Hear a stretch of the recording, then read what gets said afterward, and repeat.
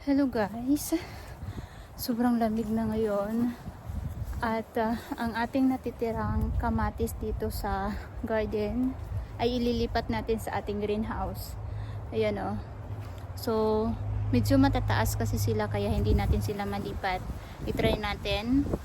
Sana makaya natin. Ayun guys. Ilang araw nang na tayo ang ating greenhouse pero hindi pa natin nalilipat ang ating mga kamatis. Ayan, matataas kasi sila at saka may tali. Ayan. So i-try natin ngayon ilipat sa greenhouse para naman 'di ba hindi masayang ang ating kamatis.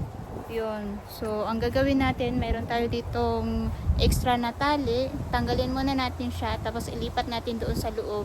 Saka naman natin isa-isahin itong tanggalin para malipat. Sana hindi siya mabali pagka lipat natin. Ayun.